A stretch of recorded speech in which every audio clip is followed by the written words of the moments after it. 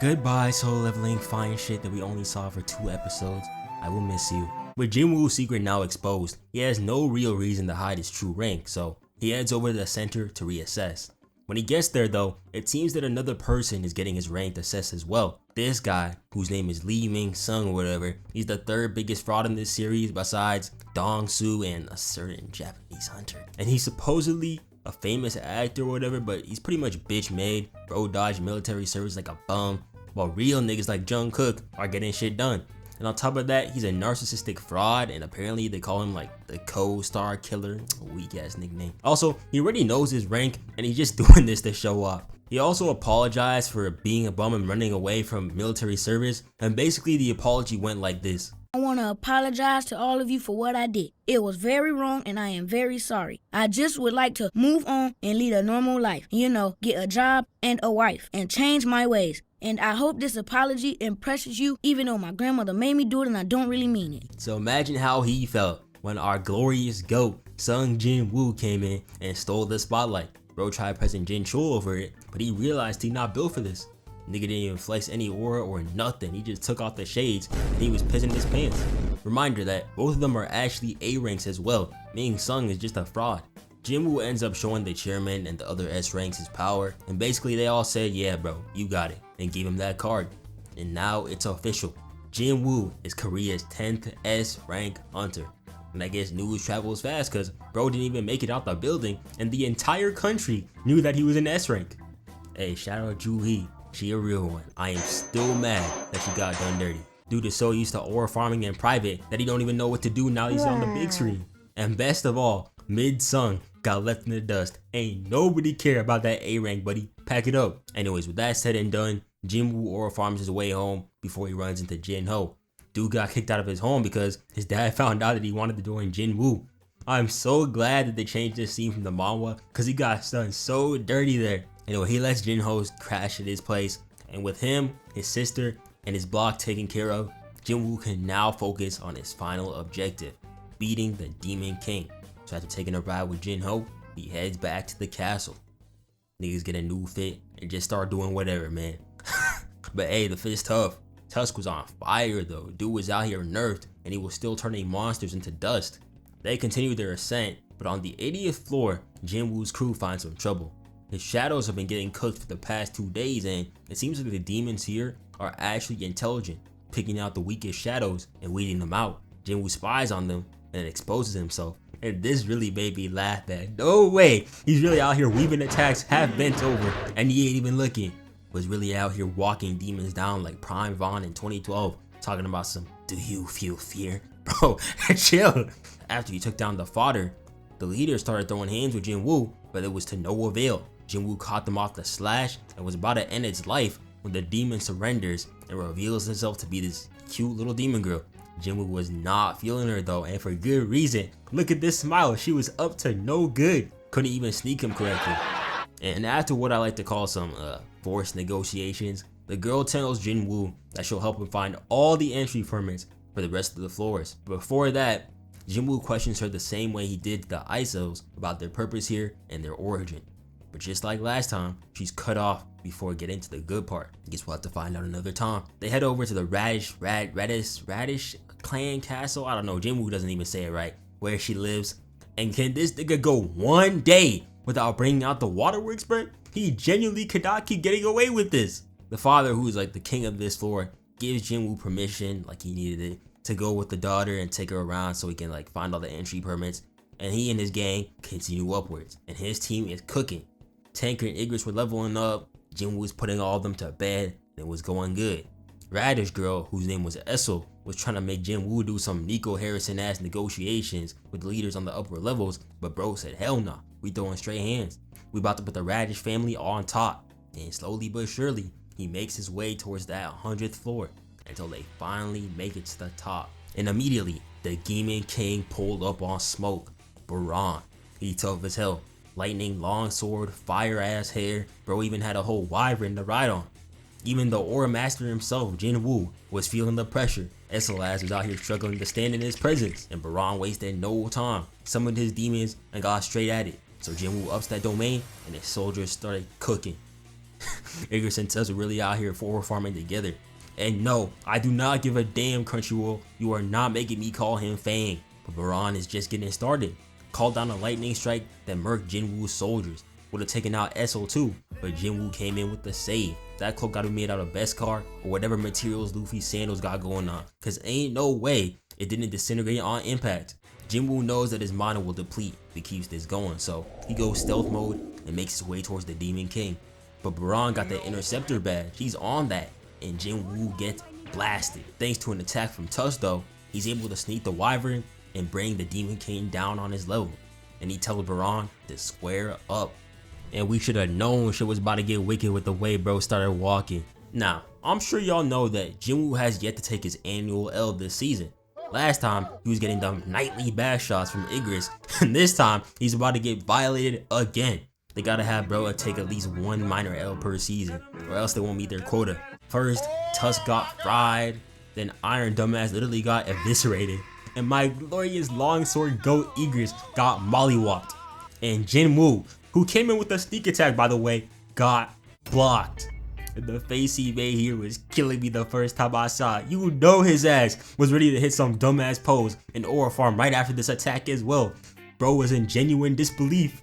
Then nah, bro got snagged like some laundry and was put up on display for all to see. Essa probably watching this right now as well. I know he is stressed. Iron, Igris, and Tank came in with the save, but even after stabbing his arm, Baran is able to throw all three of them off. Now Jinwoo's mana is down to none. Nothing he can do now besides run the one, so they start boxing. I low-key had to slow this down a little bit because I could barely see, but this fight was hella clean though. Jinwoo was doing his best to fight Baran off, but he was stressing. Look at his face. He out here having flashbacks to that fight with Igris. He hasn't been pushed like this in a minute. Jinwoo got blasted, lost his daggers, and barely blocked this stab attack, and he was about to get boomed, but Esso distracted Baran, and that's all Jinwoo needed. Took out the arms and finished off with the electric uppercut of doom and destruction. Dropped a whole ass nuke on him, and that was game. Besides defeating the Demon King, I think the greatest feat shown in this episode was the fact that Jinwoo's cloak took 0 damage this entire fight. Something ain't right with these anime attire, bro. They build different. Light skin ass nigga can't go one day without posing up for the camera. Now that he's obtained the Demon King's blood, Jinwoo now has all the items he needs to craft the elixir of life. And thanks to Iron, he was able to add the Demon King's dragon to his arsenal. And with the Radish family now on top, Jinwoo says bye to Esso and heads home to cure his mom. Niggas get a new ride and forget how to act. There was no reason for him to jump onto the Wyvern like this. Yes, Jinwoo, we see the whip is fire. And finally, the moment is here. The moment Jinwoo has dedicated his entire adult life for. He has no idea if this is gonna work out, but he's seen the system work miracles, so what's one more? Now, I'm sorry, bro. I know this is supposed to be a serious moment and everything, but I gotta bring this up. I was wondering where our boy Jinwoo learned the Aura Farm, and it turns out that she is the source. Entire family moving crazy. She had the breeze flowing inside the hospital, then woke up with the moon shining on her like she was some sort of goddess. Aura Farm been in his blood this entire time. Hey, I'm just happy for our boy, man. Brought his mom back from a sure death disease. He's a great son. You can really feed 3 African villages for an entire year with the tears he's shedding right now. Jinna was happy to see their mom too. And it was nice to see the Sung family be a real family again. But while Jinwoo relishes in his success, it seems like a new threat has arisen in Korea. I want y'all to take a good look at this creature right here. Since when were we letting ants move like YNs across the world? Bro squad wiped an entire town just because he felt like it. 294 civilians. They had the 108 hunters gang up on it as well. They were treating bro like Sukuna. Now, this may not sound bad because, you know, it's just one ant. But the Hunters Association tells us that there's an entire horde of these creatures just chilling on an island right now in Japan. Jeju Island. If all of those ants evolve and learn how to fly, there's no telling when they will attack and if they'll be able to stop them. So the Hunters Association calls up the strongest guild in Japan, the Draw Sword Guild, led by Japan's strongest S rank, Goto Ryuji. Now I'm gonna hold my thoughts on this dude for now, but y'all will understand my sentiment with him later. They plan on leading a strike force against these ants on Jeju and killing their queen, but it's not looking good. There were 3 missions led on Jeju already, and all of them failed, but with the help of Goto Ryuji and 10 S rank hunters, including 6 from Korea, and reinforcements from A-rank hunters on both islands. What could possibly go wrong? An announcement is made by the chairman about the 4th Jeju Island raid. Those who are A-rank and below are told to defend the mainland. This event was so huge that even Thomas Andre, a national level hunter, was in attendance. Now I want y'all to pay close attention because Thomas Andre owns the same guild that Noahsxz is a part of in America. Just keep that in mind for future reference. Jinwoo was also invited to join the Jeju Island raid by the chairman himself, but as he's about to respond, he hears the other S-rank sparring in the training room, and when he enters the gym, we get to see the Japanese S-rank hunters. It's gotta be the most auraless squad I have ever seen. I don't know why bro is over here posing like this. He is not tough. These two are pretty chill. This might be the worst haircut and accessory combo I have ever seen. This dude got that shit on though with the cloak. I'ma hold my thoughts with you, Mr. Goto Ryuji. She's pretty funny, I like her. Bum. Bro is not mysterious with that mask and eye patch, and she just wanna be different by not wearing the hoodie. Jinwoo wasn't rocking with them neither. Dude is staring down Goto from upstairs. Is it ever that serious, bro? Goto Ryuji suggests the sparring match since all the S ranks are in one place, and besides, everyone wants to see where they stand. So they get ready to start boxing. A free-for-all ensues. The rules state that whoever is caught by the wrist or the back is out. Jinwoo was going crazy. Look at how he had bro moving over here, dog. He was fearing for his life. Grown ass S rank running for his life like this. He got that rank for the fashion. The other Korean S ranks though were getting cooked. All besides my glorious queen, Cha Hye-in. She moving different. Look at that fluidity. She got that TSB Garu movement. She in the flow state at all times. She accidentally violated old boy over here, and now that he's fighting a woman, he wanna lash out. Wasn't moving like this versus Yoon-ho, that's for sure. Jin Woo never misses an opportunity to shine. He told Lil Bro to sit down, then put him on his head. Although the Korean S ranks got washed, it's not all that bad. Goto Ryuji wants to run the ones with Jin Woo. We all know how that's gonna go. Jin Woo was smiling in delight. You know he's about to cook. Hit a little stretch and he was about to start, but Goto was on go. Jin Woo was out here weaving his hits with a smile on his face. No nigga should be this shifty with shin long pants, a coat, and some loafers on. It's not fair. Got Goto looking stupid. Now Mr. Ryuji wants to go all out. Dude got a hit on Jin Woo and he was like, oh nah. Caught his attack by the hand and told Goto that he wanted more. They was really about to take down the entire building with aura alone, but the other S rank shut that down. Gotta save it for the raid. In the end, Jinwoo did get what he wanted, being able to send 5 shadows to watch the other S ranks. This will be important later, and even though Jinwoo is most definitely qualified for the Jeju Island raid, spending time with his family is a lot more important than any old raid. And besides, 15 S ranks versus a couple of ants, what could possibly go wrong? And the raid begins not a moment too soon, as the king of the ants, Beru, has finally been born. Fresh out the egg, and he was out straight timing. You could already tell he was about to be a demon, but the hunters are ready. Fleets are on standby, ready to take on any ants who will make it off the island. Mid-Sung is also here, unfortunately, but we all know good and well that he ain't here to put up numbers. Back in Korea, the other hunters stand guard to the mainland. Even Ju Hee's in the field. Good to see her back in action. The hunters even get the addition of an S-rank healer, Byung-gu. He's an old friend of Yoon-ho, and he actually wasn't planning on coming, but decided to go anyways. W-mans. The Japanese S-ranks are already on the island and ready for action, as the Koreans come in on a plane. And no way, is that who I think it is? They got my favorite chillin' with the S-ranks. I knew she was top 1. The hunters even brought an A-rank hunter to film everything going on, and with everything ready, the 4th Jeju Island raid begins. The Japanese hunters aggro the ants, and red-haired Aizen starts frying them. With Jinwoo as the MC, you really forget how tough some of these characters like this dude are. He's supposed to be the ultimate weapon. Almost makes me feel bad. Everything seems to be going fine. The Korean team quickly makes it inside the nest and towards the location of the queen. Outside, Japanese hunters are putting in work too. All is going well.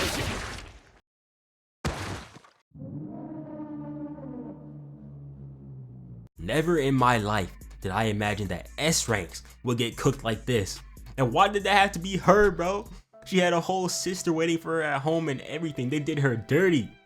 As soon as I saw Beru come in with this movement, I knew the other S ranks were finished. Out here looking like Kagami in the zone. Like at this point, you got it, bro.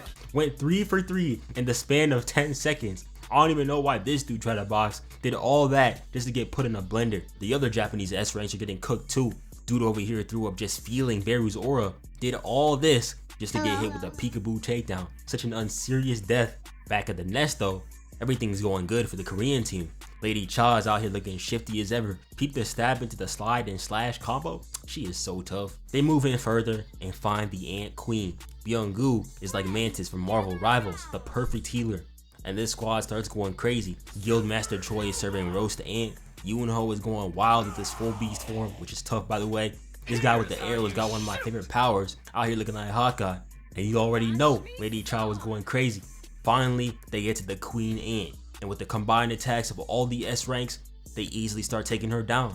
Now take a look at this scene right here. The big guy says, "You won't lay a hand on my healer." Keep that in mind for later. The queen makes a cry trying to escape, but the hunters aren't letting that happen. Lady Cha gets a boost and she starts moving mad. Gave her mad slashes, then hit a clean pull-up jumper from the top of the key, Jin Woo style. And that's game. Everyone starts celebrating. The mission is done. The Ant Queen is dead. Jeju Island will never pose a threat ever again. I don't know how to tell you this, but bad news. The ants are moving back towards the nest. What? With her dying breath, the Queen Ant called her children to save her. Even then, they shouldn't have had the power to break through the defenses. Someone strong is coming, and then he's here. Beru, the king of the ants. His aura had Lady Cha on her knees. She couldn't believe its strength. Nigga over here thought he was him, and he got hit with a reality check. And you can tell when a nigga up to no good, especially when they're hitting this stance right here. I like to call this the YN stance, filled with nothing but violent thoughts and pure malice. Beru then proceeds to eat out his own mother with no remorse, then look back at Lady Cha, and from then, it was up. Hit her so hard, she started moving like a Beyblade, out here spinning like a Shohei Ohtani home run. Took out the big guy's arms, no problem. Almost missed the Yoon-ho, and then gave Choi a new lineup. Then he went up to Hawkeye, caught his arrow with one hand, out here aura farming like Jin Woo, then sent bro up for the mean oop before he got saved by the big guy. Then this big buffoon says quite possibly the stupidest line I've ever heard someone say in a life or death situation. "Hey, you can't beat us. We got one heck of a healer standing right over there." Yeah, you see that? Right over there where he thinks you can't see him. Huh? Why? Are you insane? Nigga just basically hit the, "Come out, bro. He found us." Us? What do you mean us? In a life or death situation, what's wrong with you? Sacrificing the greatest hope for what reason? Did all that just to get hit with this Tom and Jerry ass takedown. And from there, it was basically, it was basically over, bro. Byung-gu got done dirty as hell, man. How come the healers get done dirty the most? Threw back the body at Yoon-ho just to troll and then choked him out. Then Beru starts talking. "I'ma keep it real. Y'all are some garbage. That S in your rank better stand for sorry, cause there's no way you guys are top 1. But I'ma keep this short and sweet. All y'all got it. But before that, I'ma kill your king too." Niggas get the ability to speak and start talking crazy. Oh nah. Outside, the Japanese S ranks are assessing the situation. These bums were really out here trying to flee the scene and take all the credit. They were out here getting straight cardio and now they want the props for clearing an S rank gate. They're fraudulent, but it won't be that easy. Beru has finally pulled up and he wants to smoke. He asks Goto Ryuji one question. "Are you the king?" And Goto makes the biggest mistake of his miserable life and says yes. Nigga like me would have been questioning him like, "Burger King? I know you're not talking to me. I ain't no damn LeBron, bro. Go find someone else." Dude realized his mistake immediately. Knew he was going up against a real demon all too late. And the best part about it is that this dude didn't even get a cutscene or nothing. He was just dead. #1 hunter, my ass. Dude thought he was him. That's what he gets for trying to smurf. Back in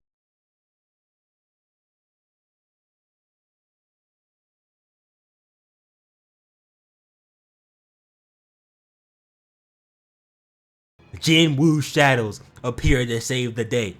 Turns out this aura farming fiend was just chilling on top of some tower the entire time. Dude had no intentions of spending time with his family. Dude was just waiting for the precise moment to make his entrance. That RDC skit gets truer and truer each day.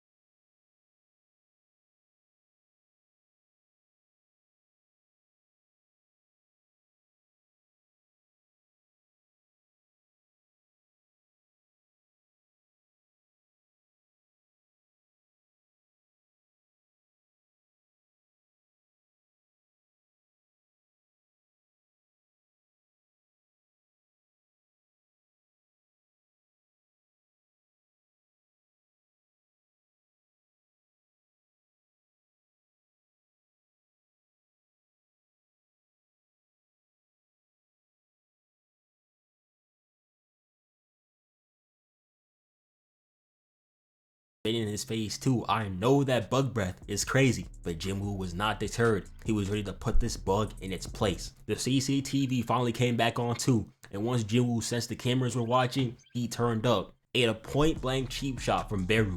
Light work, and then he said, my turn. Used that ruler's authority for this devious hook. Had Beru posing up all sorts of crazy.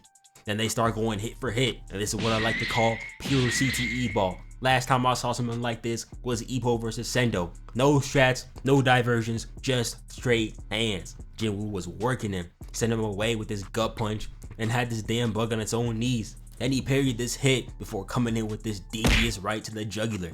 Beru tried getting sneaky with the poison arrow, but we already know poison doesn't work on him. He caught that left and then hit a return to sender. Really had Beru struggling to stand up. Jinwoo knows that he needs to finish this soon before Lady Cha gets any worse. So he tries the TSB down slam on Beru, but Beru turns up as well. Dude really turned into the physical embodiment of Satan himself, and Jinwoo's out here looking at bro like he's an episode of Drewski's Could Have Been Love. He takes out those demon daggers from his inventory and they start squabbling. Beru's on timing now. He starts pushing Jinwoo back. And nah, I know I'm not the only one who saw this. Pause the frame right here. Why are we seeing that Jin booty all up on my screen? Fresh fitted out with Balenci shoes, the Versace jacket, but he couldn't afford some draws? Got his cheeks out on national TV, by the way. They got your ass on camera. Niggas ain't got me on the fucking camera. This is the clearest video I've ever seen. This is the most HD shit ever. This is 4K. How did they get you in 4K? That ain't me. Nigga lost all his aura with one move. I could never see him the same way again. That was really out here hitting the roly-poly together. He was even using the techniques of the guys that he killed before, which was an interesting touch. But Jin Woo was still matching him, so they turned it up a notch. Moving so fast, you would think they were some Conquerors hockey or something. Yoonho could barely keep up. Then Jin Woo throws those double daggers, and we know that anytime he does that, he's about to call game. Pulled up, rearranged his guts, caught the daggers, and hit him with this devious slice and dice combo. But Beru is not done.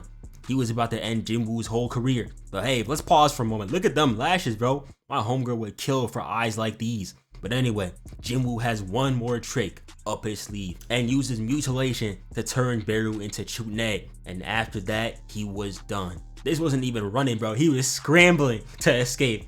Jinwoo hawked his ass down, then had him looking disabled.